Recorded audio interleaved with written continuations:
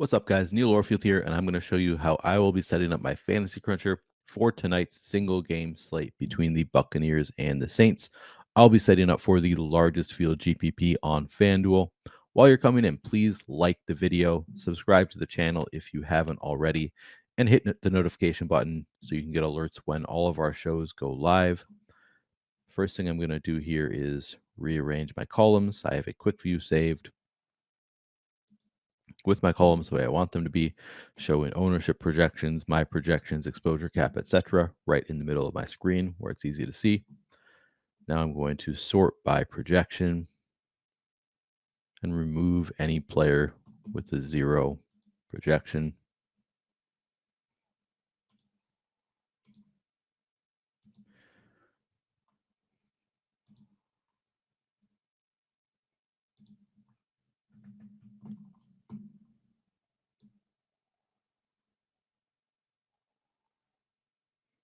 Just clicking and holding, removing all these players.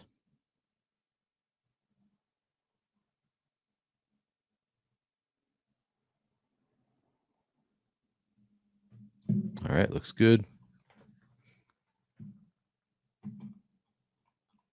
That'll make it go a little bit quicker when I'm making groups. All right, now I'm going to go into the MVP tab here. Set an exposure cap. I'm going to set an exposure cap of 20 so I can get no more than 20% of any player in that MVP spot. I'll go into advanced options. And again, sometimes you might want more than 20% of some players in the MVP spot. But for this game, I don't see anybody that I think I want more than 20% of. So I think that's a pretty good number. Unique players per lineup, I'm going to be setting up for a 150 set here. So I'm going to leave this at 1. So my lineup's going to be one player apart from each other. If you're building 40 or fewer lineups, I'd probably change this to 2 unique players per lineup just for the sake of diversifying your lineup set. Salary cap, I'm not going to set a minimum. I will set a maximum. The purpose is just to avoid the most duplicated lineups, especially on FanDuel. Sometimes you can run into lineups that are duplicated 2,000 times, and people who, hit the nuts, they're lucky enough to win. They're still not winning a ton of money because they just made a lineup that has no upside. Even when it wins, it doesn't win a lot of money. So I'm going to try to make lineups that are going to win a lot of money if I do win. So for this, I'm going to be leaving $1,500 on the table, using a max salary of $58,500 instead of the $60,000 allowed by FanDuel. Offensive players versus defense, the default is set to max of 2 players. I'm going to change that to 4. So I could theoretically have 4 players from one team against just the defense of the opposing team. We do see it win occasionally. Global exposure cap, I'm leaving at 100%. And then randomness, I'm going to set at 30%. I've been lowering this number so I can have a little bit more control over my lineups. The lower you set this number, the more control you're going to have over your lineups. But I think 30% is generally a good starting place. Again, change as you like. Minimum projection included in calculation, default set to 3. I'm going to leave this at 3. And if there's a player I want in my player pool who projects for fewer than 3 fantasy points, I'm just going to give them a boost to get them into my player pool. And then players from each team max, the default is set to 4. I'm going to leave that at 4. So I can have 4 players from one team against just 1 on the opposing team. Okay, I'm going into the groups tab now. I'm going to set some groups revolving around the quarterbacks, starting with Tom Brady in the MVP spot. Going to make him my key player.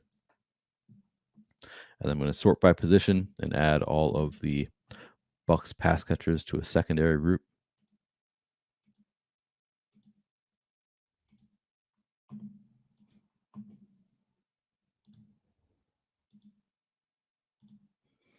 Including the running backs here.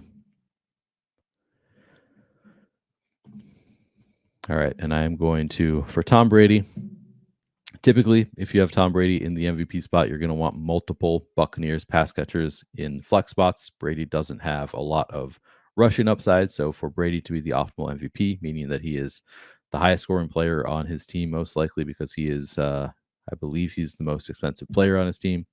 Looks like he is. So for Brady to be the optimal MVP, he's going to need to put up more fantasy points than any other player on his team. And because the quarterback is outscored by the pass catcher on every passing play, probably means that Brady is getting a lot of points through the air and he's spreading the ball around to be the optimal MVP. So typically, I'm going to want at least 2 players from this group. So you could just change this to at least 2. I'm going to leave this at 1 though. We just saw it last week. There's always a chance that quarterback throws a touchdown to a player who's not in the player pool on the sites. There are scenarios where obviously Brady can score a rushing touchdown from the 1-yard line here or there, and of course there's always the off play where the quarterback scores a receiving touchdown. Weird things happen in the NFL, so I'm allowing for just 1, but I would prefer to have multiple. So I'm going to give boosts to these pass catchers in lineups with Brady in the MVP spot. So I'll get at least 1, and typically I'll get multiple because of this boost. We'll see how well this works. If I'm still getting too many lineups with Brady in the MVP with just 1 pass catcher, I would probably come back and just change this number or give bigger boosts to make it less likely to happen. I'm going to start here for now. Guys, we have a great offer for new users only. You can get full access to everything Stokastic has to offer for NFL for 3 days free. Projections, ownership, 1v1 tools, lineup generator, top stacks tool. 0 risk because it's all free. So sign up now. The link is in the description of this video. Note that Fantasy Cruncher is an add-on and is not included in this offer. I'm making Andy Dalton MVP group. So same thing. I'm going to find Dalton in the MVP spot, make him my key player. Now I'm going to go in and give boosts. So I'm going to first add all these pass catchers to the secondary group.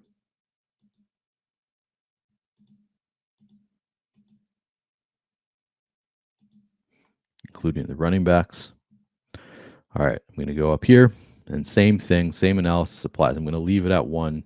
You could change it to 2, but I'm just going to give boost to all these pass catchers.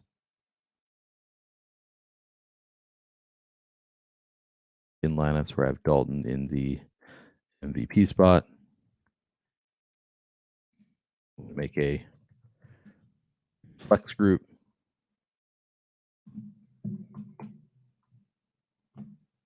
Tom Brady in the flex spot, make him a key player. Add all these Bucs to a secondary group.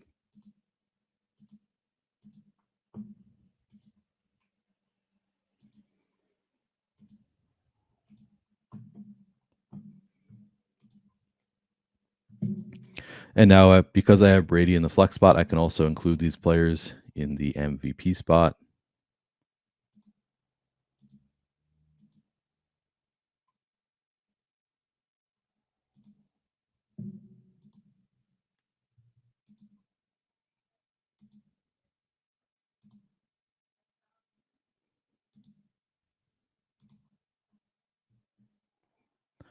Okay, looks good.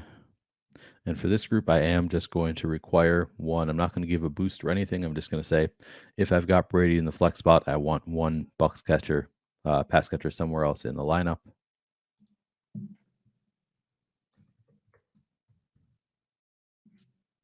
And same exact thing for Andy Dalton.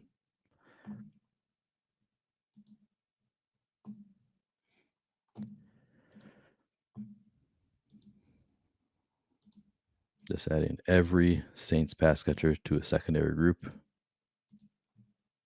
I am including Taysom Hill.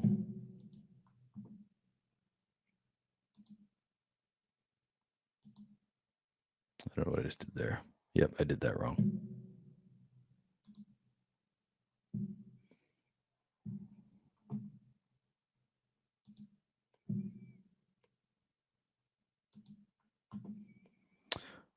Taysom Hill, a little bit questionable. He doesn't receive a ton of passes, but he does occasionally.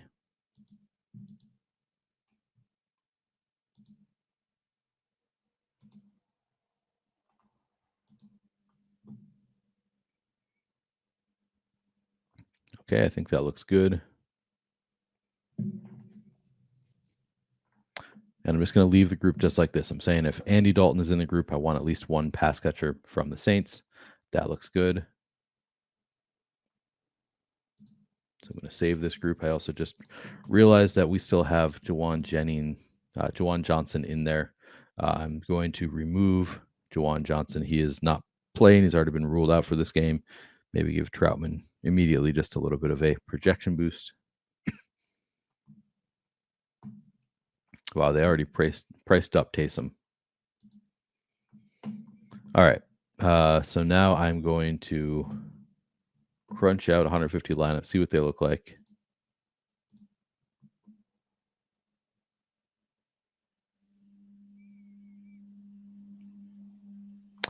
All right, so I'm already seeing Tom Brady with just Godwin and Fournette. I'd actually be okay with this lineup because Fournette's in there too. He is used as a pass catcher.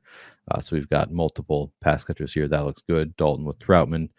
Second lineup, though, I don't like quite as much. We've got Andy Dalton in the MVP spot with just one pass catcher and Adam Troutman. I think it's a little bit thin. I'm allowing it in a 150 set, but I don't want to see it in too many lineups. So I might consider going back and just changing it to minimum of 2 receivers when I've got Dalton in the MVP spot. Here we've got Brady with Rachaad White and Chris Godwin, Dalton with Troutman. Mostly, so I know I'm requiring at least one pass catcher with the quarterback in the flex spot, so I'm more concerned with the quarterback in the MVP spot. So I'm going to look at those lineups specifically. Andy Dalton in the MVP spot. Right away, seeing 1, 2, 3, 4. All of these lineups have just one pass catcher. Here's finally one with multiple, but I'm not liking the way these lineups are looking. So there are 2 options for me now. If I don't like the correlations, first of all, this could change after I just adjust projections a little bit on Saints receivers. I might get more of them anyway. But if I'm seeing this after I've made adjustments to projections, I'd probably come back and just say if I've got Dalton in the MVP spot, I would just change this to use at least 2 players. Or alternatively, you can leave this at just 1 player. This is probably what I'm actually more likely to do, is leave this at 1 player and then give bigger boosts here. So rather than giving a 12% boost, maybe try 14%. See if that changes up the dynamic, gets you more lineups with multiple pass catchers from the Saints. I'll start by doing that, and then I'll also change projections, which might change things enough anyway. So I'm not getting to a ton of those lineups. So I'm going to right away, I'm going to crunch 150 more. And you can see right away, I've got Dalton in the MVP spot. Didn't really do a whole lot. Still running into a lot of Dalton in the MVP spot with just one pass catcher, which is a little bit thin. Again, allowing for it. I think it's a plausible way to win, but less likely than having multiple. But before I go back and require 2, I'm going to go through position by position, see how much I'm getting of different players. Starting at quarterback. All right, getting a 47% Dalton, 70% Tom Brady. That seems fine. Not getting too much Alvin Kamara at all. Maybe I'd go in. And again, I should say this is just an exercise. This isn't actually me making decisions for tonight. I'm just trying to show you my general thought process. I have not finished researching for the slate or anything like that. So these are not final decisions. But I would, right now, just looking at this in the morning, I see 9% Alvin Kamara. Maybe I'd want a little bit more. So I'd give him a little projection boost. Not getting too much of these running backs. Maybe I'd give a little bit of a boost to Rachaad White. And then Leonard Fournette. Man, it's iffy. So he's more expensive than Rachaad White. Maybe give him a little bit of a boost as well. You can see Rachaad White actually projects better for us than Leonard Fournette, and he's cheaper. So it makes sense. We're not getting to a ton of Fournette. Maybe I'm probably going to want to be under the field if the field's at 20% Fournette anyway. Now, Mark Ingram is an interesting one because he's very cheap at $5,000. I think he's a guy I'm going to want in my player pool. He's a player that looks better for me on FanDuel than DraftKings because there's no PPR on FanDuel. So Mark Ingram at $5,000 could pay off that price tag with just one, touchdown at the goal line. Maybe a little bit more than that, but it doesn't take a whole lot more than that for a $5,000 player to pay off that price tag. But still, people aren't going to want to play Mark Ingram just because he doesn't really have that much volume. So I think he has outs. He's got the, goal line touchdown. He certainly could vulture a touchdown. Obviously, less likely he's got Kamara, and he's also got Taysom Hill to deal with. Not the most likely scenario, but we see Mark Ingram get red zone carries from time to time. So he could, that's one way that he could pay off that price tag. Obviously, a Kamara injury is another way. So I think the Mark Ingram has outs and doesn't even need for things to necessarily get weird. I think that he, could score a touchdown in a regular game. So at 4.5% projected ownership, 5,000 price tag, he's a guy I'm going to want to be above the field on. Wide receiver. All right, just getting to 15% Mike Evans. And you can see why. Chris Godwin, again, projects better than Mike Evans. He's 1,500 cheaper. Generally, I'm just going to get a lot more Chris Godwin than Mike Evans. But I think I'd want probably more than 15% Mike Evans. Again, haven't made these decisions yet, but I give him a little boost. Only getting to 7% Chris Olave. He's the number one receiver on the Saints. Maybe give him a little bit of a boost. I'm going to keep Chris Godwin where he is, and I'll probably get less just by virtue of changes I make elsewhere. Maybe I'm okay with 29% Jarvis Landry, 10% Russell Gage seems fine. Not getting into any Julio. He's the same price as Russell Gage. So if I want to just split them up evenly, I'd give them the exact same projection. Maybe that's what I'll do here.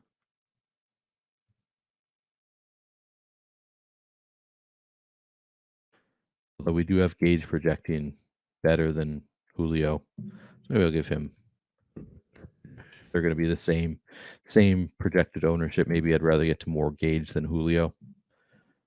Rashid Shaheed, he's another guy. 6,500, project for under 6% ownership. Probably just takes one touchdown, not much more to be optimal. Maybe I want to get more of Shaheed. So I'll give him a little bit of a boost.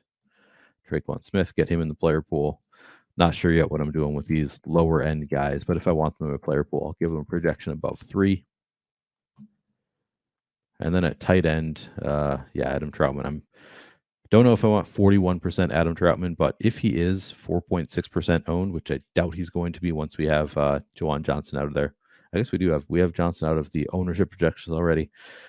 If he's 5% owned, Adam Troutman at 5,000 as a tight end 1 for the Saints, I'm going to have a lot of interest. Probably not 41% interest, but going to be well over the field there. Cameron Brate, maybe I want to get him a little bit higher than where I have him. Kate Otten as well.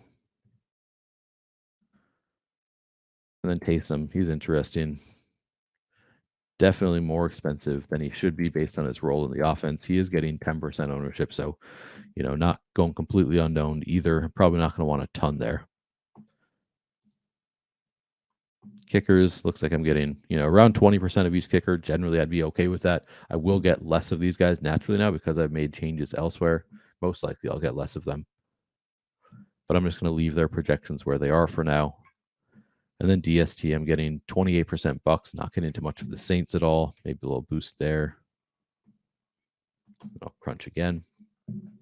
And I'm not going to go through all of my crunches right now. I'm just trying to show you, going through a couple crunches to kind of show you my general process, which is I crunch, I look through things, I crunch again, I look through things again, and so on and so forth until I find a lineup set that I like. All right, now I'm going to look at my Andy Dalton MVP lineups. Guys, we have a great offer for new users only. You can get full access to everything Stokastic has to offer for NFL for 3 days free. Projections, ownership, 1v1 tools, lineup generator, top stacks tool. Zero risk because it's all free. So sign up now. The link is in the description of this video. Note that Fantasy Cruncher is an add-on and is not included in this offer. First one has multiple receivers. That's good. Second one, just 1. Third one, just 1. Fourth one, 2 if you include Ingram. So still running into the same issue of a lot of lineups with Dalton with just 1 pass catcher, and especially with Mark Ingram, that is fairly thin. I don't think Ingram is all that involved in the passing game. I could just remove Ingram from that group as well. Yeah, if I'm running into it a lot, I'm going to remove Mark Ingram from the Dalton groups. But first, I'm going to look through here. Position by position. Okay, still getting 68% Brady, 43% Dalton. Seems fine. 15% Kamara, 5% Fournette, 25% Rashad White. Now I'm getting to 14.7% Mark Ingram. That might be a number that I'm okay with. If I'm, getting 10% more than the field of a guy like Mark Ingram, I'd probably be okay with that on FanDuel. Obviously, there's a real chance he doesn't put up much score at all, but those are the risks you take in a large field GPP. All right. Evans, 18%, Olave up to 13%, still getting to 51%. Chris Godwin, maybe I'd go a little bit lower there in favor of These other guys, give them a little bit of a boost. Obviously, point per dollar, Godwin looks great, but if it's Evans who's scoring multiple touchdowns, you're gonna obviously need him in your lineups. Again, not getting much. Shaheed, maybe I want to give him a little bit of a boost.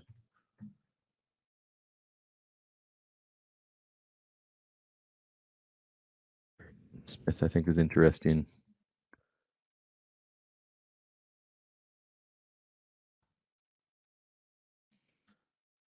Not getting much Julio, who's just projected for 7.6% ownership. Maybe you want more Julio.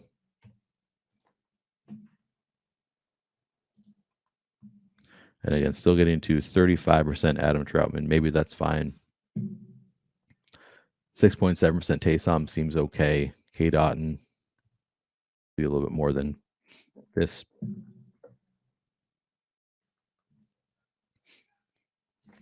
And now I'm just getting 6% Will Lutz in a 150 set. I think I'd probably want more than that.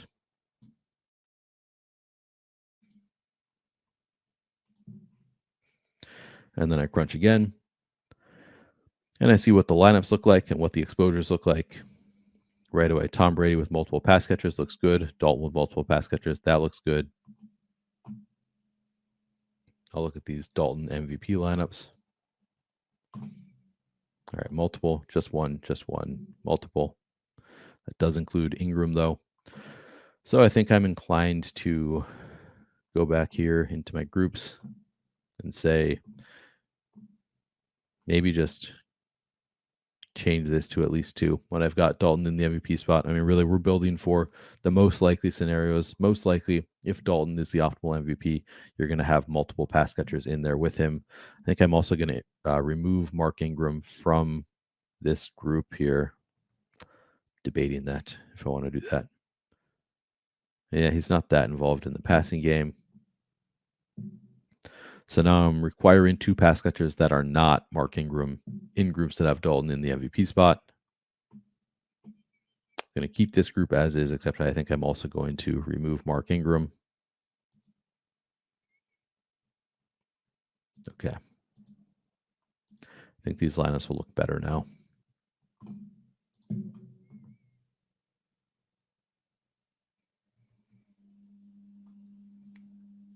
I know, am I still getting to any Mark Ingram? All right, I'm still getting to a little bit of Mark Ingram. Probably want more than that, but maybe that'd be fine. I mean, he's not likely to put up a big score. All right, Brady with multiple, Dalton. Now we're requiring multiple from Dalton, so we don't even need to look at those anymore. How are the Brady lineups looking? Multiple with Fournette included, multiple. So generally, the Brady lineups are looking better anyway. I'm naturally getting to multiple pass catchers from the Bucs. They project well enough point per dollar that with the boost, I'm just going to get a lot of onslaughts when I have Brady in the MVP spot. Here's one with just 1 pass catcher, and then Ryan stuck up the kicker, but just 1 pass catcher with Brady. Again, I allowed for that intentionally. I think that's okay in a 150 set to see a handful of times, but for the most part, I'm seeing multiple Bucs receivers in lineups with Brady in the MVP spot. It's definitely those are the better lineups generally. And then, once again, I'm not going to keep crunching, but yeah, 10% Saints, probably fine. 23% Bucs, probably fine. Kickers, 19%, 10% looks good. Tight end, still getting to 31% Troutman. Again, if he stays this low owned, maybe I'd be okay with that. Maybe I'd give a little bit of a boost to K. Dotton or Cameron Brate. I don't know. Don't know how much of these guys I really want anyway. But this is all I do. I look position by position. Am I getting exposures that I like to different players? And then looking at individual lineups. Do these lineups correlate the way I need them to? And that's basically the entirety of my process. I'm not going to keep going here, just trying to show you my general process. Hopefully you can use this or a similar process to win some money tonight. Good luck.